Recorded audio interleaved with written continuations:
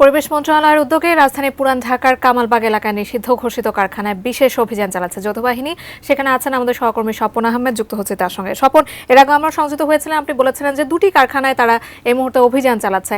আপনার কাছ থেকে জানতে চাই কি অবস্থা এখন।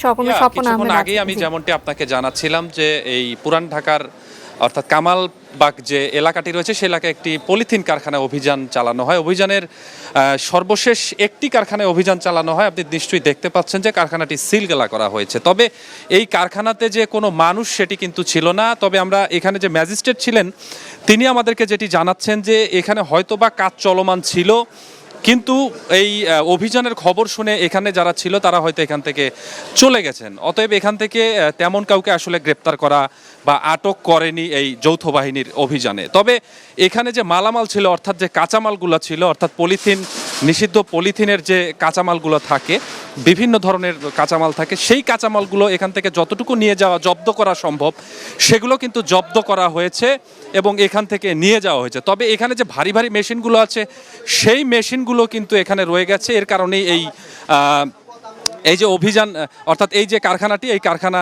জব্দ অর্থাৎ সিলগালা করা হয়েছে। তবে এখানকার যে মানুষ রয়েছে, অর্থাৎ এই পলিথিন কারখানায় যারা কাজ করতেন, তারা আমাদেরকে যেটি জানিয়েছেন যে কর্মসংস্থানের ব্যবস্থা না করে এভাবে যদি কোনো কারখানা বন্ধ করে দেওয়া হয় তাহলে কিন্তু এই সকল মানুষ তারা কিন্তু অর্থনৈতিক ব্যাপক একটি সংকটে পড়বে।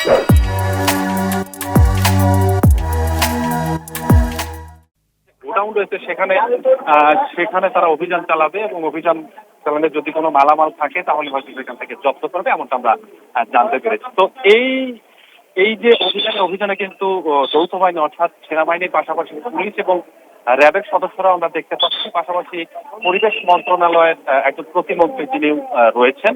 অভিযান আজকে বিকাল পর্যন্ত চলবে এবং যতক্ষণ পর্যন্ত এই কারখানার সন্ধান তাদের মধ্যে থাকে এই পর্যন্ত চলবে বলে আমরা জানতে পেরেছি। এই ছিল জাকি আমার কাছে এই পুরান ঢাকার কামালবাগ এলাকা। এমনটি এই কারখানা রিলেটেড যারা কাজ করতো তারা আমাদেরকে জানিয়েছেন। তবে আজকের এই অভিযান কিন্তু অনেক আগে থেকেই শুরু হয়েছে। আপনি জানেন যে গত মাসের 1 তারিখ থেকে কিন্তু বিভিন্ন যে সুপার শপগুলো রয়েছে সেখান থেকে পলিথিন নিষিদ্ধ করে দেওয়া হয় এবং তার ধারাবাহিকতায় এ মাসের 1 তারিখ থেকে